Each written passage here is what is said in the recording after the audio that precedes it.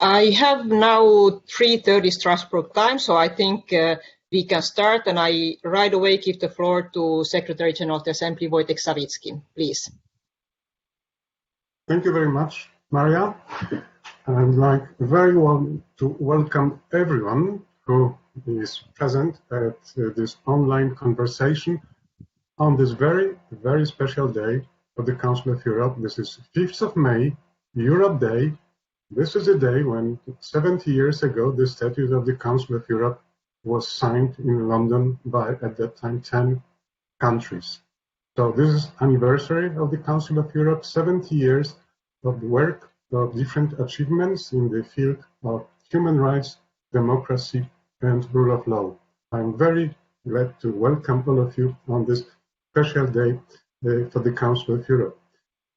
I welcome in particular Madam Petra Bayev and Madam Zita Gurmai, Chairperson of the Committee on Equality and Non-Discrimination, and our Rapporteur on Istanbul Convention.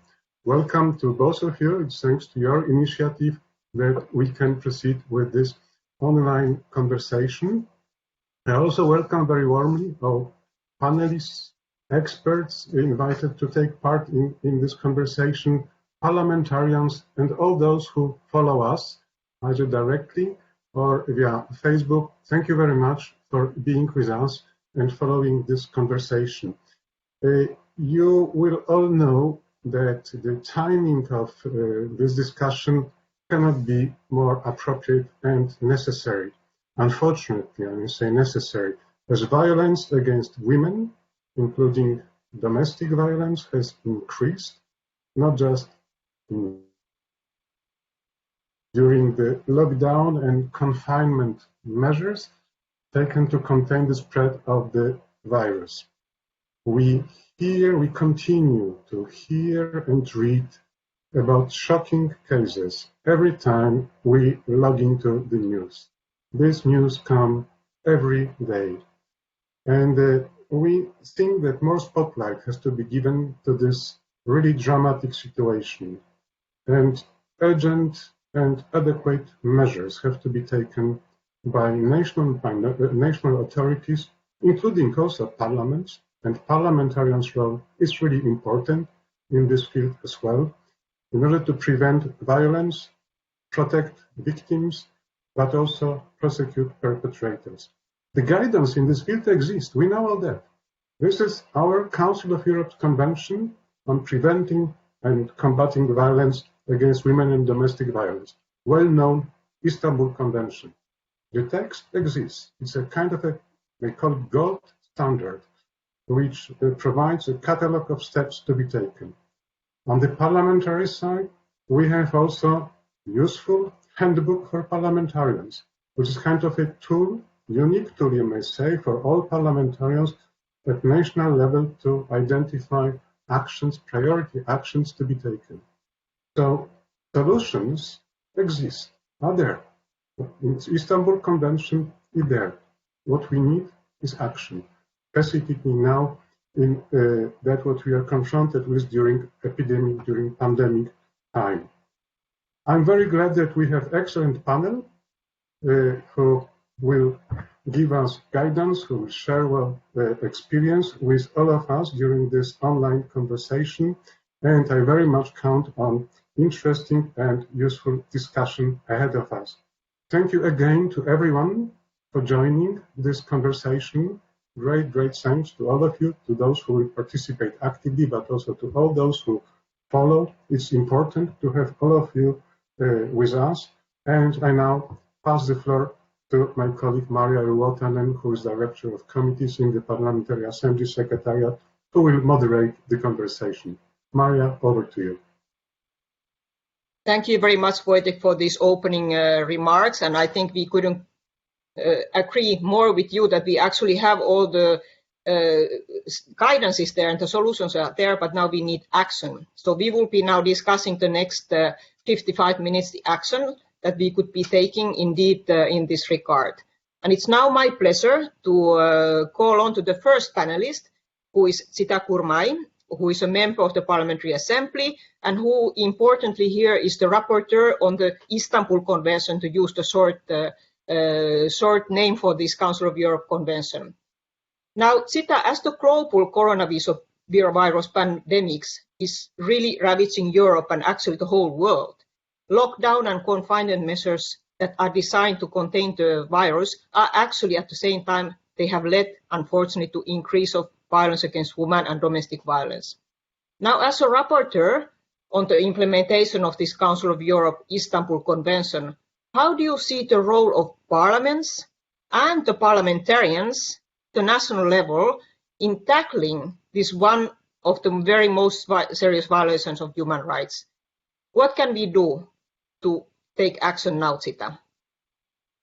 No, first of all, it's a great privilege to see all of you all around the globe. And of course, happy birthday, because I think it's absolutely important what the Secretary General said, who did actually his whole life contributing for this very important organization. And I'm very unhappy, before I reply your question, just to inform you that it is a real shame that one day after the Mother's Day, that was our Sunday, on the 4th of May, the Hungarian Christian Democratic Party, which is Fidesz coalition partner, 1% party actually, has introduced the draft of the political declaration to the Hungarian parliament to stop the ratification of the Istanbul Convention, not only in Hungary, but also in the European Union. And it is also a shame because this political declaration was accepted with a record speed in the Hungarian parliament. So that's why I'm very unhappy, because I would say we should concentrate on the crisis. And of course, as president of the European Socialist Party Women Organization and vice chair of my own parliamentary group in the national parliament, of course, we work the utmost to do the best legislation to save human beings' life in the following time.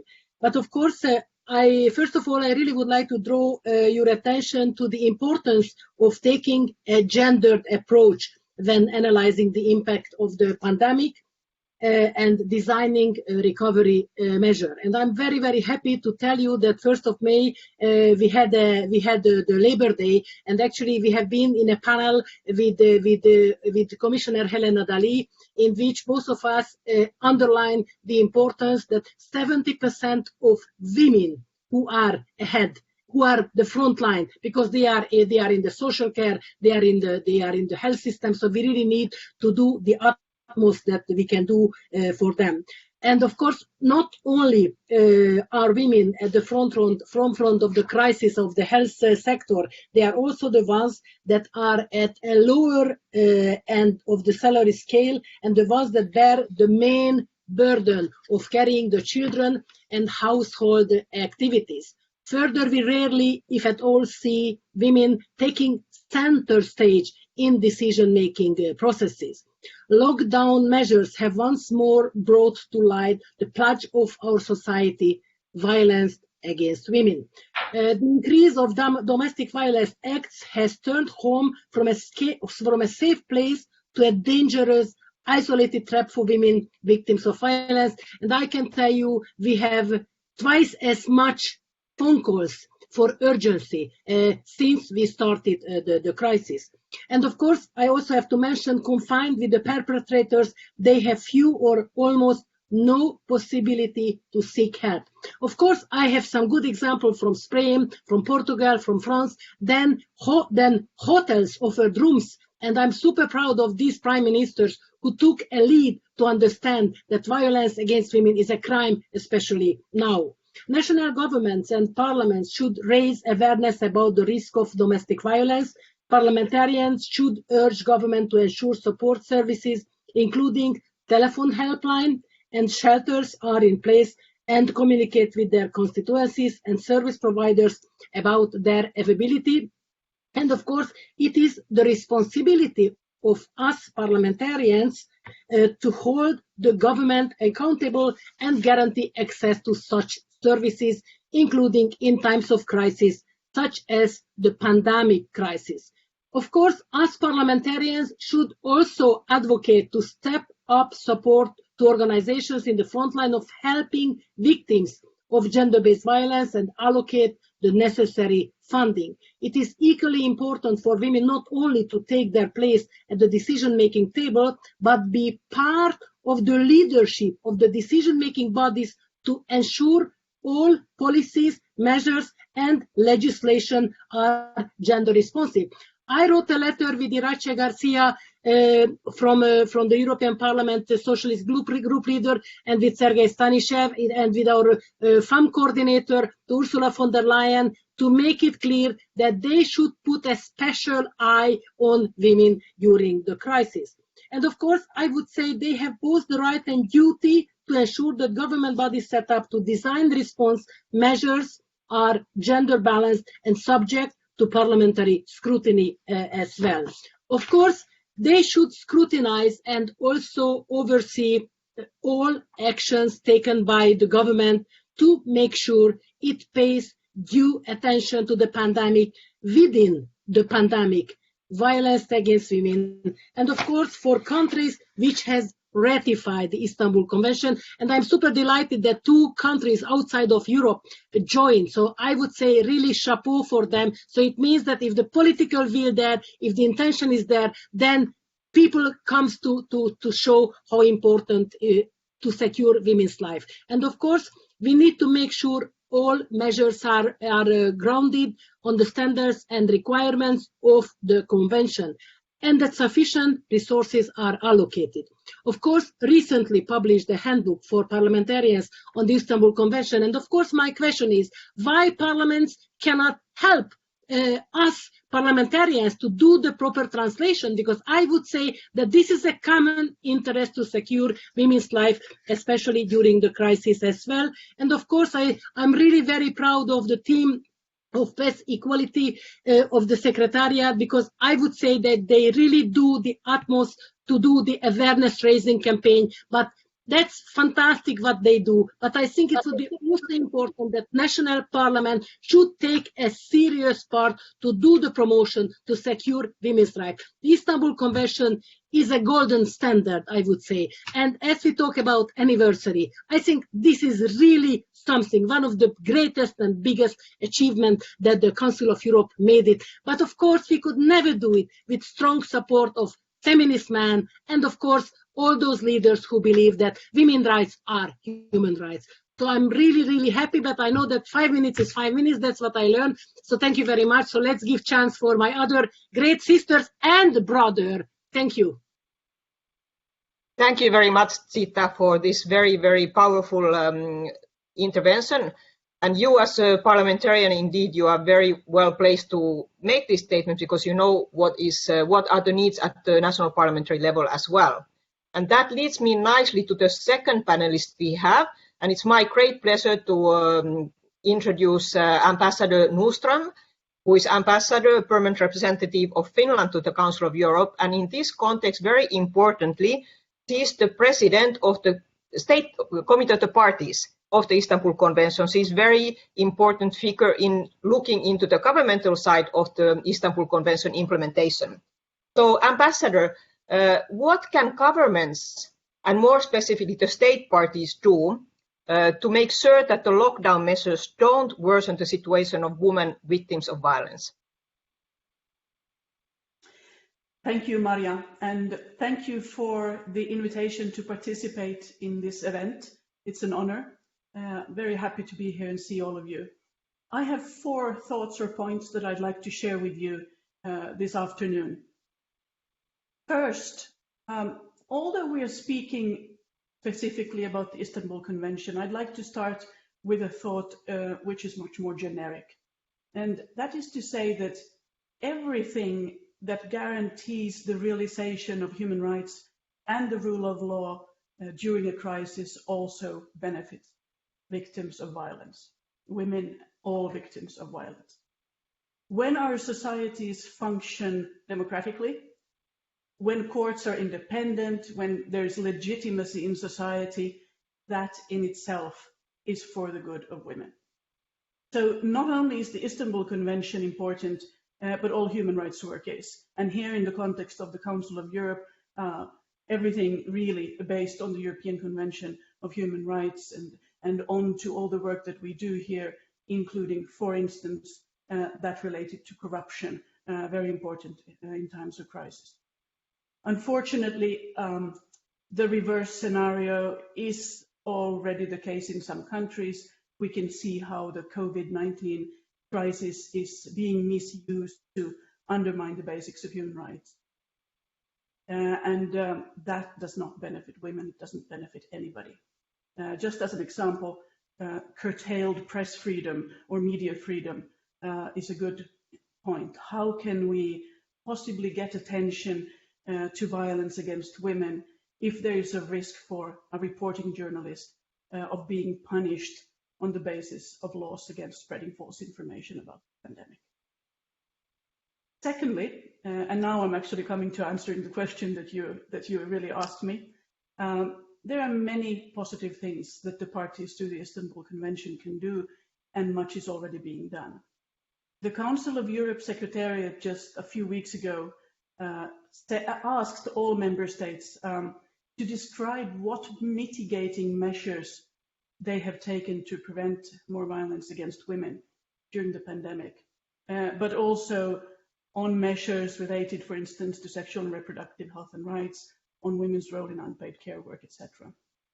The result is a very good webpage where all the national answers are easy to be found. Please look it up.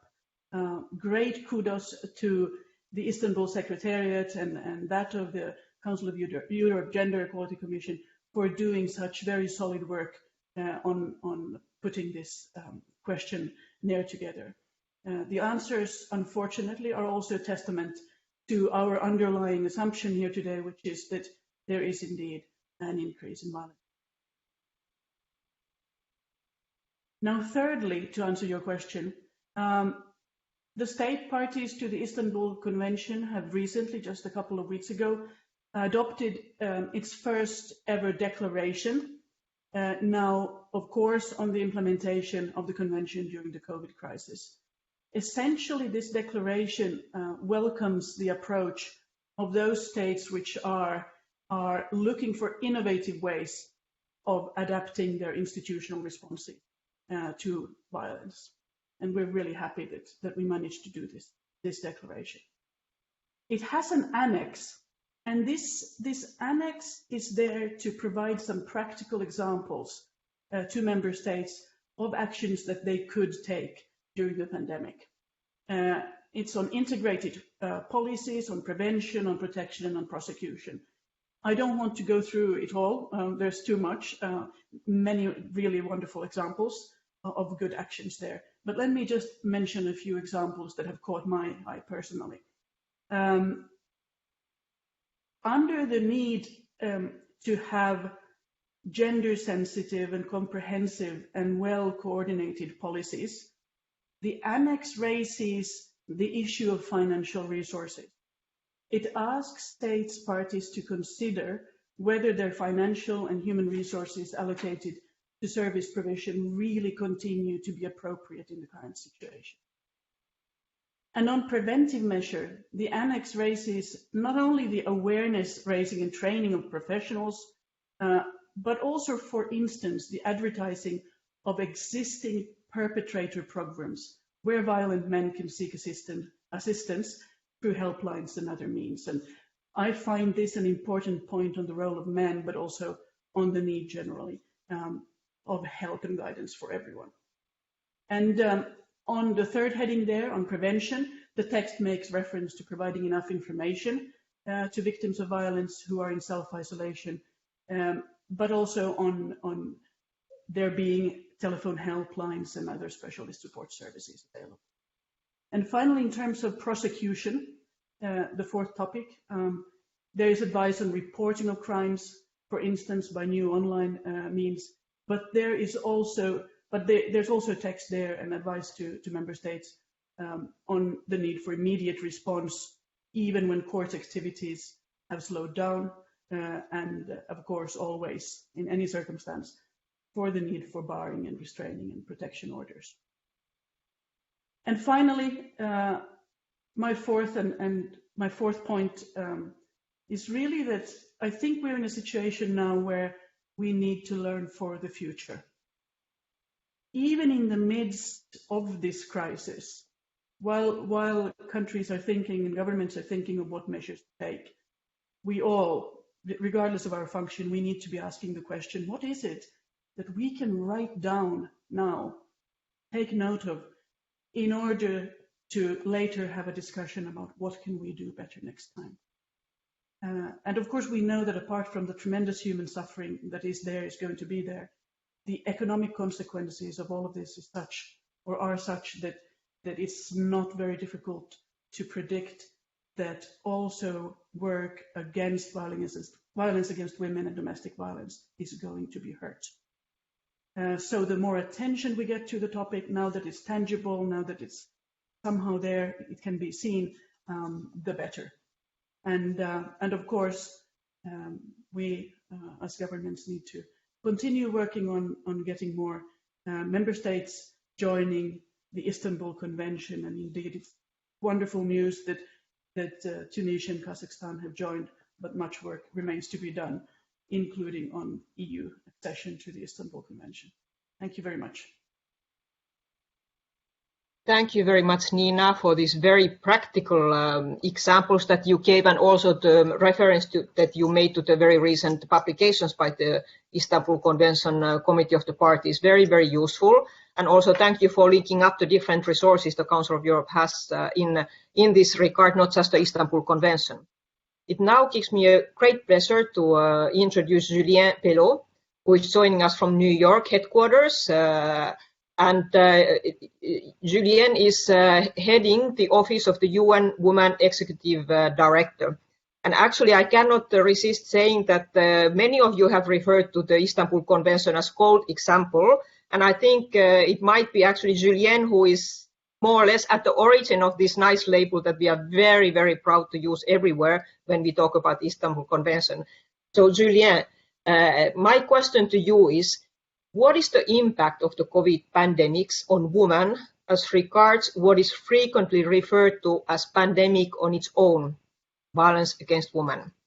And what actions are recommended at the global level, as you see it from the UN, to tackle this issue? Floor is yours, Julien. Thank you so much, and thank you very much for the invitation. And I would not take the credit of the gold standards, but thank you for underlining that. So I think a lot has been said already about this question that you asked me by the former speakers. So I don't want to repeat everything, but I think maybe just it's important for us to place this discussion back in the context of what happens in normal times. And in normal times, we know that we have 1 in 3 women in the world globally that has or will experience some sort of violence during her life because she's a woman.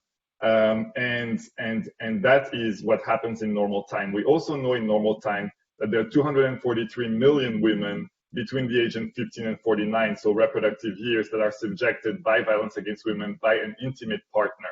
And that is really important, and that is something that we have been looking at more closely as UN Women in the last few weeks. This issue of not just looking at violence against women as a whole, but also looking at the different types of violence, and in particular, intimate partner violence, because we know that in the current conditions of lockdown, as others have highlighted, the issue of domestic violence as a form of violence is heightened. We also know that there are 87,000 women a year that die, that are assassinated, that are victims of feminicide. Again, this is an interesting statistic. It means these women are killed because of their gender, because of their political activism, because of their visibility, or just because they are women.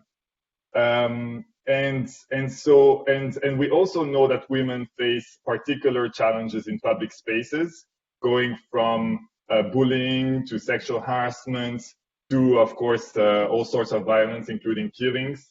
And that is also important because even though in the current conditions we are focusing a lot on domestic violence and what happens in the home, the public spaces are also going through a very different change. We know that the places that used to have a lot of people in the streets don't have so many people anymore. And in some countries, like for example, the Philippines and India, where we work as UN Women, we have actually seen an increase of violence against women in public spaces because there is less bystander support, so to speak. So in the current context, we've seen these increases that go between 30 to 40% in some cases. It's almost double the number of cases of violence against women. And what is interesting to see here, I think Zita was mentioning the increase in calls and ask for help. And that is very true, and that's what we see in the majority of countries.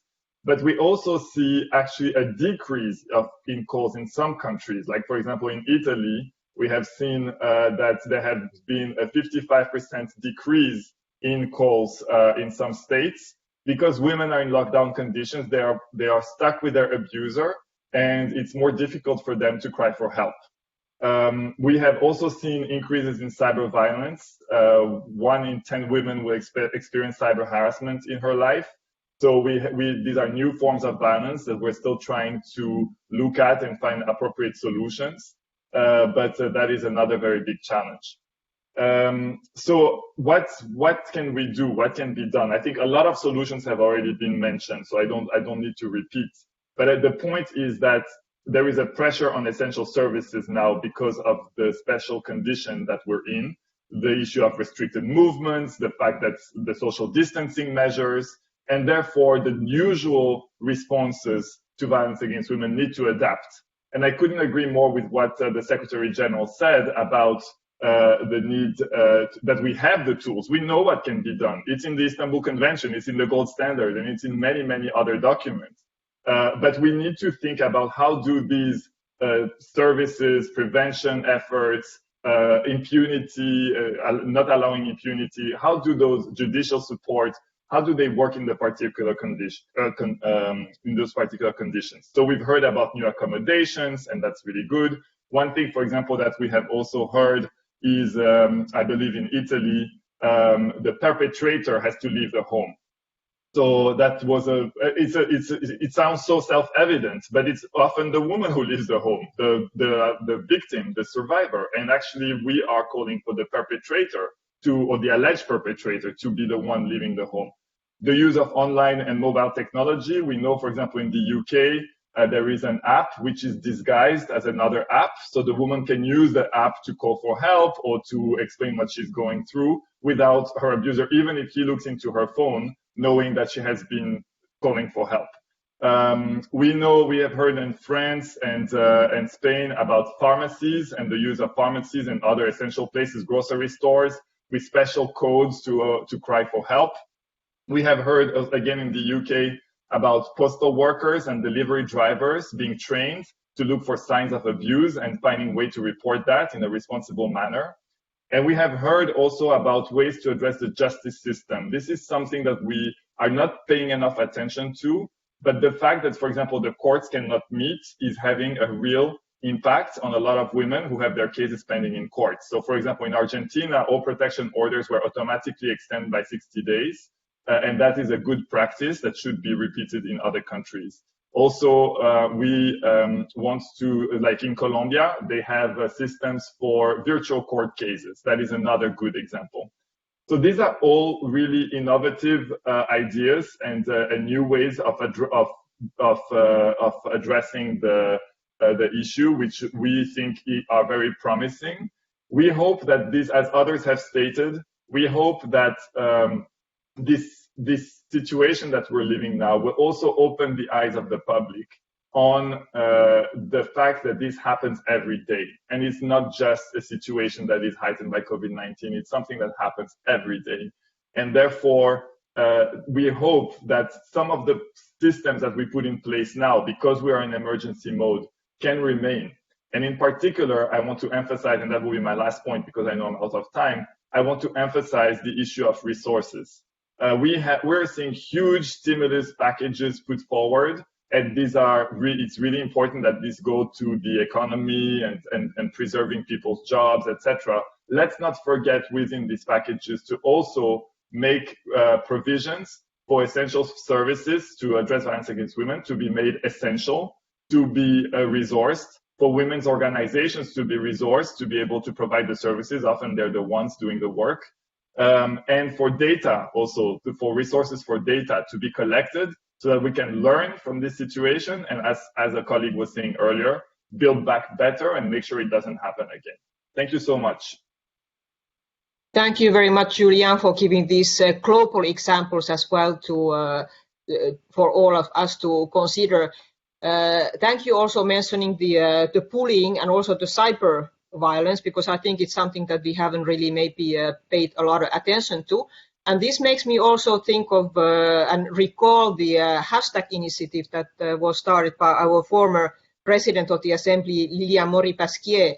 She started this Not in My Parliament hashtag, but she actually has said that it is something that we declined to many different forms and places and situations. And I think it's still today as valid as it was at the beginning when she launched it. Now it's my pleasure to introduce the two co-rapporteurs of the European Parliament on the EU accession to the Istanbul Convention. It has already been referred to by Ambassador Nordström, and I think it's something that here in Strasbourg we are very eagerly also looking forward to, because it could only strengthen even further the application of the Istanbul Convention. So I'm very happy that we were able to have both of the two co-rapporteurs with us today. And I will start with Arba Kokalari and put the question as regards the current situation, as we already said, when many women are locked in even their homes in violent situation. We see this, how important it is at the everyday work level, really address this situation and make it visible. How are you and how is the European Parliament working on preventing violence against women?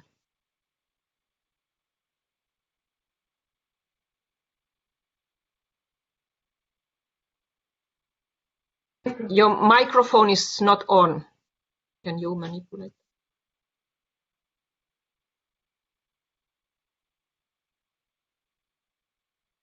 Is it on? Yes? Okay, good. So, thank you, Maria, for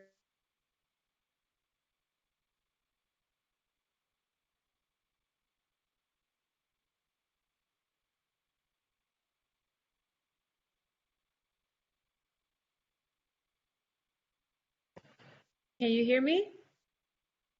Yeah, okay. So, okay, third time then. Thank you very much for this opportunity. I'm very happy to hear the other speakers and their great perspectives and ideas. I think we are all horrified that we see that there is an increase of domestic violence globally as a consequence of this coronavirus. And I think it's important at this moment that when countries, when the EU is trying to mitigate the consequences of this virus, that we do not forget to bring in also this perspective, and in the recovery plans that we include the ratification of Istanbul Convention, that the legal systems in the EU countries work and also protects women in this situation. And I would say that before this virus happened, I was glad to see that the EU Commission, their gender equality strategy included violence against women as their top priority. I was very happy for that, and that the Commission has a strong ambition that the Istanbul Convention must be ratified by the EU, and also they're pushing for it. But because I would also like to say that us from the Parliament, from the European Parliament, there is a broad majority from the big political groups. I could tell also from both me and Sylwia, who represent the biggest party groups in the European Parliament, that we are very eager, that we want to see a ratification of the convention, and that we want to see a higher priority on combating violence against women in the EU. So what's the main priorities now from us from the European Parliament? One is try to convince all member states that they need to ratify the convention. Two, that we want to have the EU Council much more active in this issue. We want them to establish their opinion. It's a lot of blockage still there. We want them to bring in this issue again on the agenda so we can have a decision from the Council. We want to hinder backlashes in several EU countries who have already ratified it, like for example Hungary was mentioned here. We see that also in Poland there are opinions on withdrawing the ratification and so on. So we are trying to put a lot of pressure from the Parliament, talking about the Istanbul Convention, talking about how to combat violence against women, and that this should be on the top of the agenda when it comes to human rights, defending rule of law, and that protecting women from being beaten, it's a basic human right, and that the EU countries must prepare and take this seriously, and that they have robust legal systems that can combat this kind of violence, and also prioritize when they're doing budgets on prevention. So this is what we're doing. We've had resolutions, we've had debates, and we're keeping the pressure. And I think really this crisis have also made us more active in to convince even more that violence against women is a really huge issue, and that also that has to be included when we talk about how to mitigate the consequences of corona. And I would also thank you all for bringing these good ideas, and that we are talking about this issue, and that we do not forget this when we deal with all of the other questions when it comes to this huge crisis. Thank you very much, Arba, for this excellent intervention, letting us know what is happening at the European Parliament side, and also for your commitment to the Istanbul Convention, very much welcomed here in Strasbourg. I now give the floor to the other co-rapporteur, Sylwia Spurek, co-rapporteur on the EU accession to the Istanbul Convention. And Sylwia, I would like to ask you, how does the pandemics expose systematic defiances in the effective isolation of the perpetrator from the victim of violence? Sylwia, floor is yours. Hello to everybody, and thank you very much for inviting me for this event. I would like actually start with some good news, because last week Polish Parliament adopted a law on the isolation of the perpetrator of domestic violence from the victim. And the police now will be able to issue eviction orders and evict the perpetrator from home. And this is a legislation not only for COVID-19 crisis, this is very systemic regulation. And for me personally, it is very important. I've been dealing with violence against women and domestic violence for 20 years. I'm a lawyer, a former deputy commissioner for human rights, a human rights defender. And 17 years ago, I drafted the first draft law on counteracting domestic violence in Poland. The draft was a very complex and interdisciplinary regulation. It provided women with protection from violence by immediate isolation of the perpetrator by the police. We used Austrian legislation as a model one. Austrian legislation I adopted in 1996. The draft was presented by Ms. Izabela Jaruga-Nowacka, that time plenipotentiary for equal status for women and men. I worked for that time. Unfortunately, current government, the left-wing government, did not accept the draft. Mostly it did not accept the part on the isolation of the perpetrator. The ministers were asking, what about men? where they would go.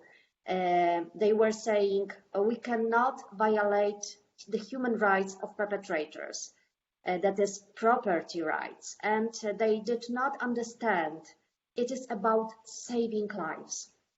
And the law on counteracting domestic violence was adopted in 2005, but its scope was very narrow. And in 2010, the law was amended on the initiative of the Liberal government, but the amendments did not include immediate isolation of the perpetrator from the victim. And currently, the isolation of the perpetrator in Poland is possible during the criminal proceedings, and also the civil court can issue an eviction order, but in practice, it takes more than 6 months while the victim lives with perpetrator.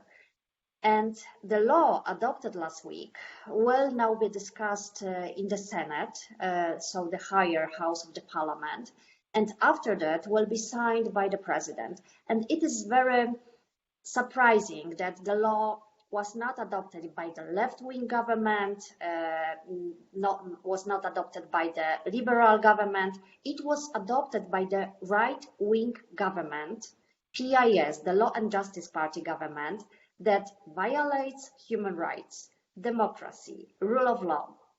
But what matters, it was adopted.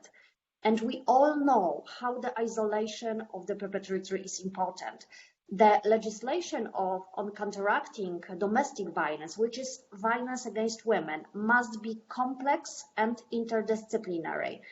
Some experts say it should be 3P, prevention, protection, and prosecution. Because without criminal code, we cannot tackle domestic violence in the effective way. Without education, raising awareness campaigns, fighting gender stereotypes, correctional programs for perpetrators, we cannot tackle domestic violence in the effective way. And without protection of the victims, we cannot tackle domestic violence, because protection means safety. And there is no safety if there is no eviction mechanism, if the perpetrator cannot be evicted by the police immediately at the scene, and the victim is trapped at home with the perpetrator. And I think, which is very important, the coronavirus crisis shows us all that the isolation mechanisms are very important, because now the situation needs the isolation. Otherwise, we leave women and children at home with the perpetrator alone. And the isolation is of course much more needed in the coronavirus crisis, but of course it is needed in regular times. And the law adopted by Polish Parliament last week, of course, implements Article 52 and 55 of the Istanbul Convention. Poland, as you all know, ratified the convention in 2015, but it's not enough to ratify the convention, because the convention should be implemented. For me, Istanbul Convention is like a charter of the rights of women, victims of violence against women and victims of domestic violence. And if the convention is ratified and fully implemented, we could easily fight these phenomena. Thank you very much. Thank you so much, Sylwia. Thank you for paying tribute to the Istanbul Convention and also giving the examples of the Polish situation today. And indeed, I think we can agree that the isolation of the perpetrator is one of the key issues in protecting a woman who is in a situation of violence. I will now present you Mr. Nicholas Petsidis, who is the project coordinator from the Union of Women's Association in Herlakion. And I'm sure he will be able to bring us information or experience really from the frontline action. Nicholas, as we heard, this lockdown and confinement measures have really obviously led to increase of violence against women. To what extent, in your view, is the assistance by telephone and by other like web services had an impact in helping women that are in dangerous situation? Good afternoon. Thank you very much. I'm honored to be here with all of you to share a little bit of our experience on two sides. One is from our DISCO project, which is a project that we have done by Erasmus funds with 7 countries about distance counseling. So we try to develop capacities of professionals and provide them with a safety help for communicating with women who are experiencing violence in an absolute safe environment. However, the pandemic and the lockdown reality has bring us to the situation that we had to mobilize all the resources at a very rapid manner, I would say. We have seen on our hotlines an increase of 30% on calls. We have seen fragmented calls that the women tried to call us, then they couldn't talk with us, or they were trying to use the chat models or the Skype or web call. We have seen the necessity and immediate capacities that we need to reflect on the new reality that of distance, of supporting from a distance, actually, either on the counseling or at the support level.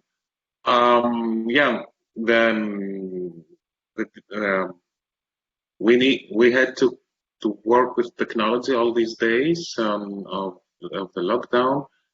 Try to create messages, public messages to women using social media, websites, press releases, and furthermore to try to exhaust our capacities and our resources from the DISCO project, which is distance counseling at a distance resource. So we have seen the diversification of the means and the needs, and we have seen the needs more clearly now that the woman could not come to the office, could not talk to us freely.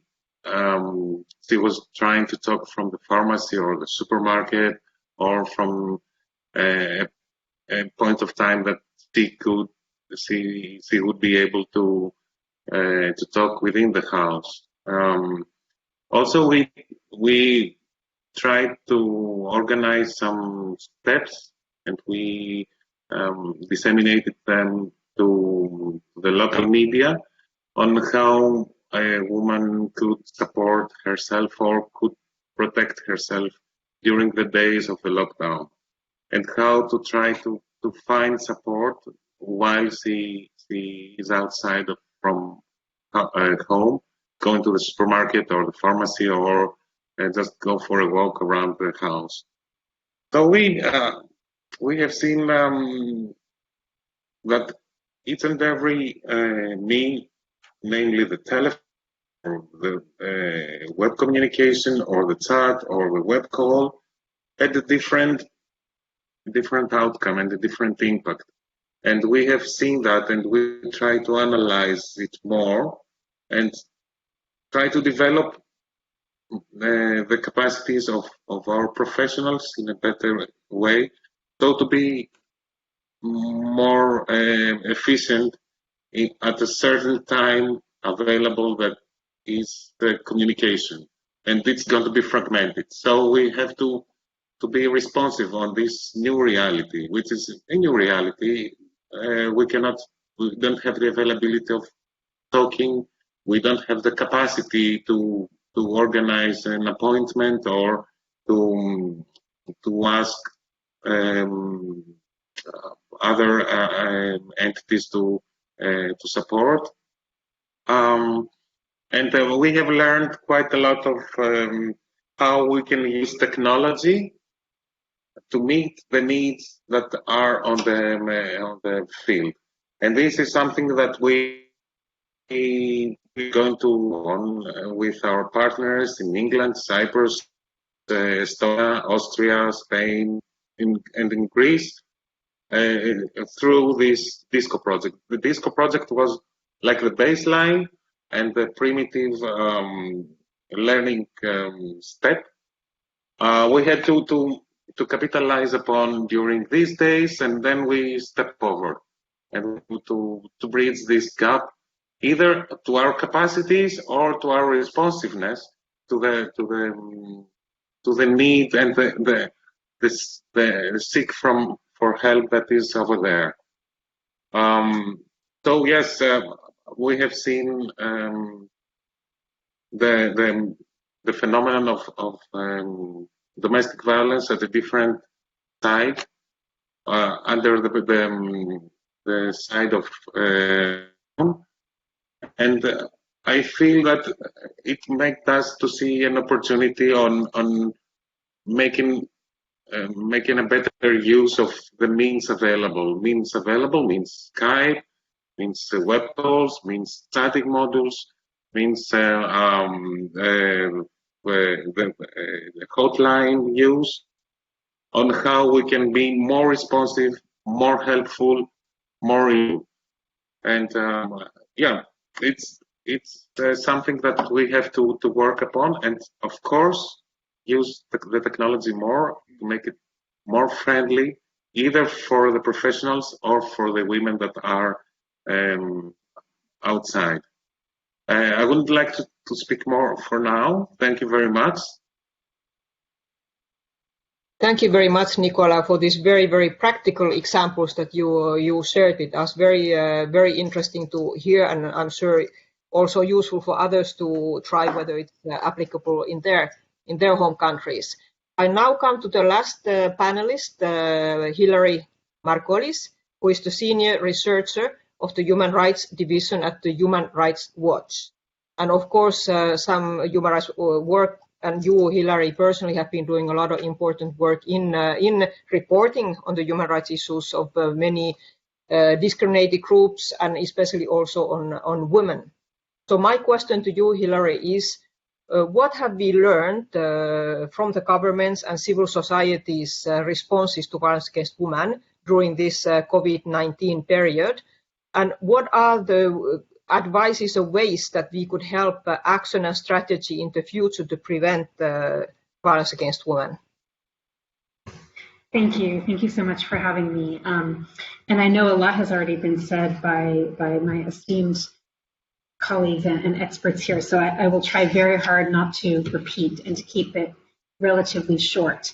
I think it's obvious that we've learned quite a bit from this pandemic, as unfortunate as the situation is. And one of the overarching things that I think, lessons we've been taught, is the real need for comprehensive services and planning around violence against women, and emergency preparedness that includes services for violence against women. We've seen to some extent what can be done. We've seen in some cases resources being mobilized extremely quickly and urgently. And the question that brings is, so why can't we do that all the time, right? And I think this is the moment that we need to leverage the attention to these issues and the pledges that have been made by governments and by others to create longer term ongoing commitments to making sure that violence against women prevention and services for violence against women are always considered part of essential services, so that is simply a reflex. It's not something we have to fight for, whether during a pandemic or during the so-called normal times. And as another speaker pointed out already, it also shows the real need for good data and reporting. Because the fact is, we don't, in most cases, even have a good baseline of what the situation is that we're dealing with in terms of violence against women, making it very difficult to say categorically whether there are increases, decreases, and so on. I'm going to speak to two kind of particular issues briefly. One is just to point out, and some of this seems very obvious, but countries and regions where measures are already in place, such as hotlines, ample shelter spaces, and so on, have fared better. And it really isn't any surprise. But in areas or countries where services for survivors of violence against women were already suffering from funding cuts and lack of support, these places have been at a clear disadvantage in meeting the needs during the pandemic. And so this is just another way that it shows that we need to have this longer term commitment and strategy in place. For example, when we have a lack of shelter spaces and service providers and a failure to prioritize these kinds of services and to provide service providers with protective equipment, areas have really struggled to keep services open and to have adequate services available.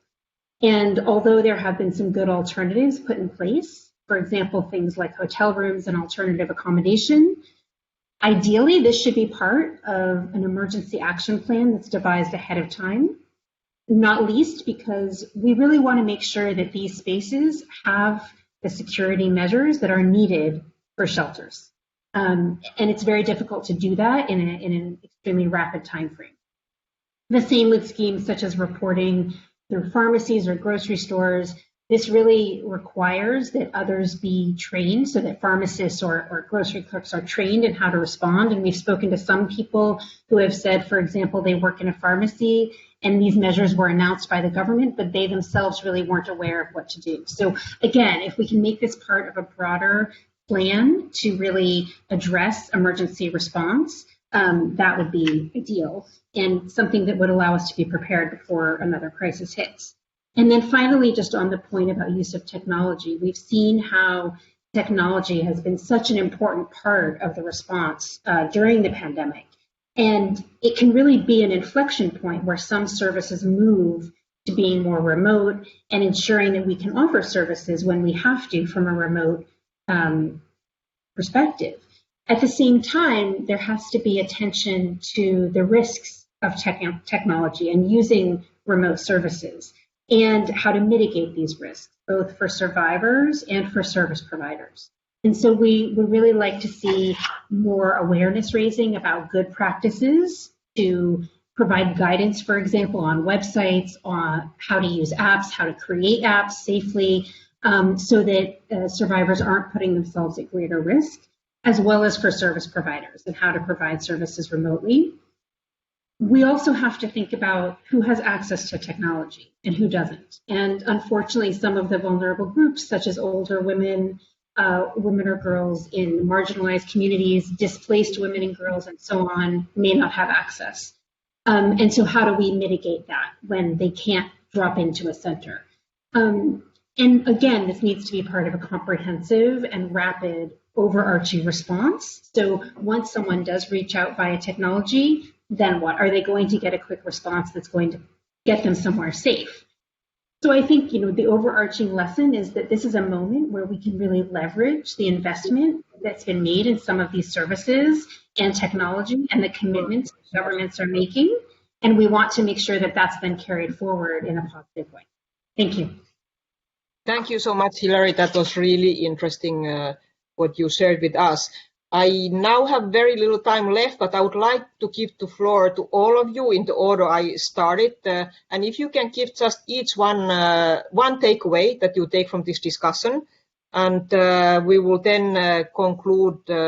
I think we could go on for a long time and it would be useful, but I think we have to wrap up soon. So I will start with Zita, if you can give one takeaway from this discussion, please. I would say that we should look at this COVID-19 as also a challenge. And I would say we also should rethink, what we should do differently. Because there is one thing is clear, that we overconsumed So then now you see that when there is much less traffic, there is much less move actually in the globe, that how can we secure the climate change? And there are a lot of questions that I think we should rethink. But one thing is sure, which is also has to be taken into consideration, that as women has not reached the equal pay yet, since long years actually, and of course violence against women is still an issue, and unfortunately, like my government, they don't take into consideration women as a partner. I can just tell you that I'm going to pay a punishment, because today when there was a vote in the parliament, and of course all the Fidesz people voted for not the ratification of the Istanbul Convention, and we hold a piece of paper just to get sentences which has been horrified our women colleagues.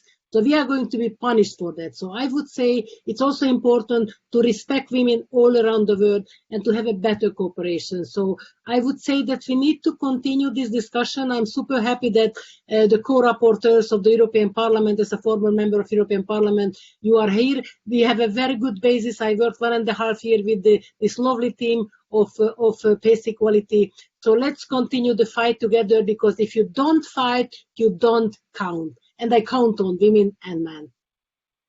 Thank you very much, Zita. Nina, what is your takeaway, please? Thank you. Well, I just really enjoyed what the previous speaker, Zita, just said, and continuing on that. I mean, despite no matter how many bad news we get in terms of the Istanbul Convention, we just need to continue and make the argument over and over again. And we just simply need more governments joining this really unique document, or legally binding one. Now, in terms of COVID and practical measures, it was a pleasure to listen to Nicolas, who spoke about new ways of reaching out to victims of violence, and it was very encouraging. We, of course, also always have to remember that there will be so many who are not reachable by new means of technology. There are those who are too poor to be reachable by new technology, or those who are disabled, or too old. Many different groups of women who are not within the reach of new technology. So that's just one takeaway, something that I sat here thinking of. Thank you very much. Thank you very much, Nina. Julien? Well, thank you, everybody, and it was a really interesting discussion. I am taking two takeaways. The first one is that we know what can be done. I mean, we have all spoken about solutions today. So yes, there is a problem, but there are solutions, and they're well known to everybody. So it's not rocket science. The second takeaway is that we can mobilize. When there is a pandemic like COVID-19, the world mobilizes. The world is prepared to change. It's prepared to stop everything, to put people in lockdown, and with huge consequences, but to save people's lives.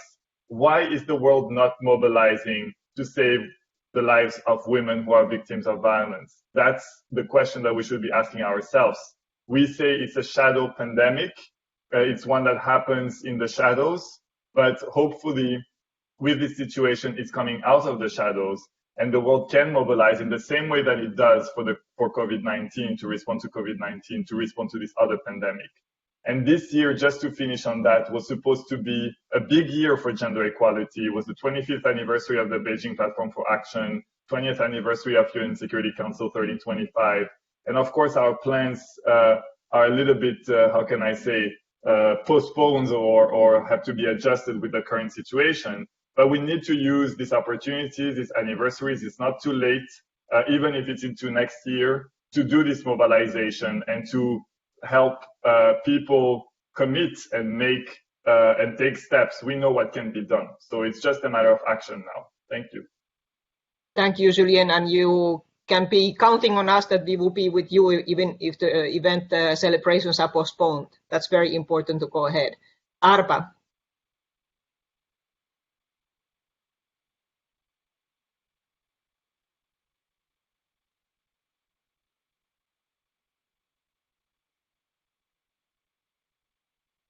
Does it work? Yeah. Yes. Okay. Good. Yes. My takeaways are firstly all of the solutions that it is possible to combat violence against women, and it is possible to make progress if we mobilize. I mean, we have never before seen these kind of mobilization for women's rights. We saw the Me Too engagements. I mean, there are positive movements in our societies, even if we only now see that the violence is increasing during COVID, and we see that we have backlashes in different countries. We have countries who do not want to ratify the Istanbul Convention. So we need to live on also the positive things that are happening on this. And I think you have all mentioned those aspects as well. And the other takeaway is that now when we have a situation where democracy, human rights, freedom of press, women's rights are questioned in the world and also in Europe, we need to do even more to defend it. And defending women's rights is also part of that, and that has to not be forgotten. So with that said, I would like to thank you for all for these good perspectives and ideas that were brought up here, and also for the good comments that were made during the session in the chat forum. Thank you very much, Arpa. Sylwia, over to you. Yes, I think coronavirus crisis exposes all the deficiencies, all the weaknesses in our system, in legislation, in practice.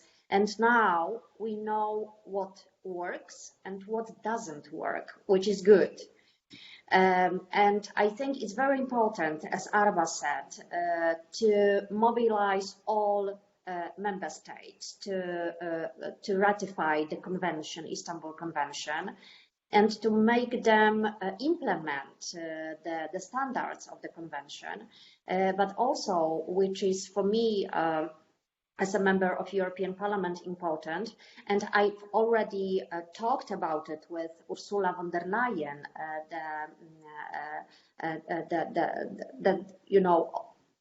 the headquarter of the Commission, is to put violence against women in the European Union catalogue of crimes in Article 83 of the treaty, to make us all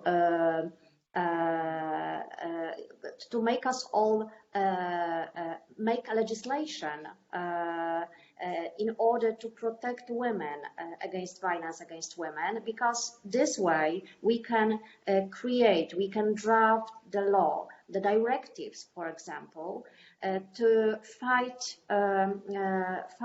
violence against women in the European level. So all the possible mechanisms we can use are very important, and I think in the 21st century it is really important to say we need to stop it. We are sick and tired of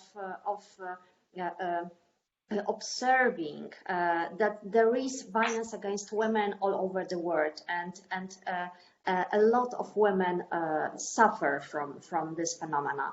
So thank you very much for organizing this event. Thank you very much for other panelists for your interventions, and you can count on me in the European Parliament. Thank you very much, Sylwia, and I would now like to hear the takeaway of Nicola.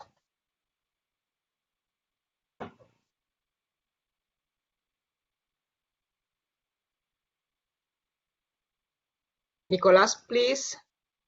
Yeah. It's a very useful discussion, and I hope that we would be able to continue, because we discuss about solutions, and this is very important, I feel. We have a reality, and we are able to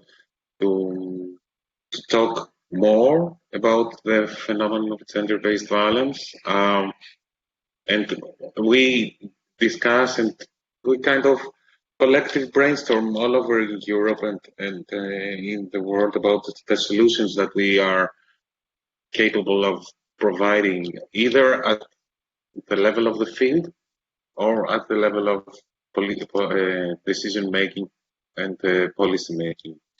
I'm glad that I'm part of this discussion today. I hope that we could continue this discussion. What I take away is, one thing is that we know more now on how we are more effective on how we can combat this phenomenon. The second thing is that we are trying to increase the discussion of gender-based violence more on society, either at societies that it's not a hot topic. And of course, the discussion that we organize now about the technology, the utilization of technology. For me, all these days we have lots of ideas now on how we organize the micromanagement of technology instruments, on how we can infiltrate the houses that we cannot talk to sometimes, or the social groups, as it mentioned before, that we cannot, or they don't have access to technology. So I feel that despite all this negative solution, the situation that we faced, so everybody about the lockdown and the confinement, I feel that we have some opportunities to see some very effective solutions and to discuss upon at the policy level and organize and boost more the discussion and the political steps that we could take on. Thank you very much again, and hope that we will be able to keep on talking. Thank you very much. Thank you, Nicola. And now, Hilary, over to you.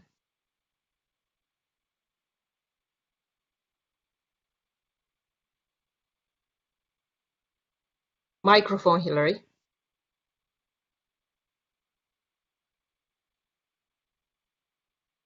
Sorry, I can't get it to work. There we go. Thanks. I would just say that I think, as others have pointed out, in some ways, as terrible as the whole pandemic is in so many ways, it is also in some ways an opportunity. And I think important to recognize that the attention brought to violence against women in the past few weeks is something, in a way, unfortunately unique, but something that we can build on.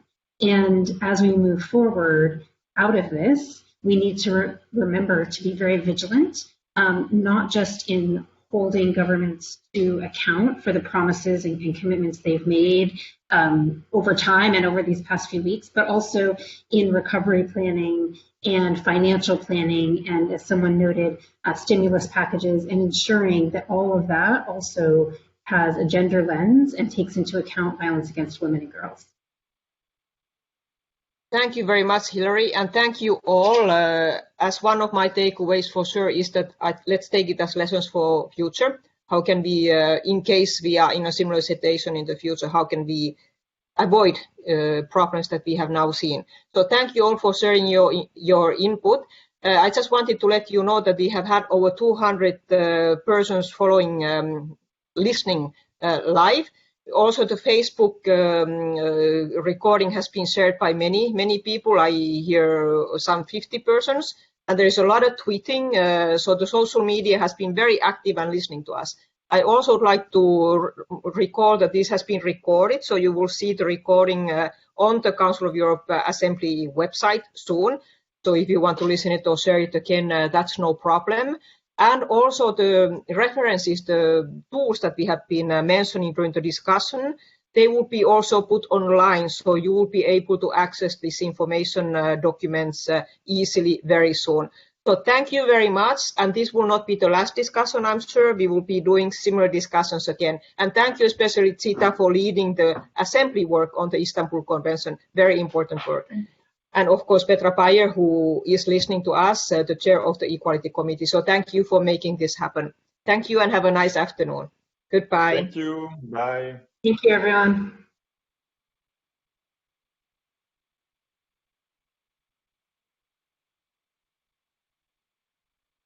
You got great organization.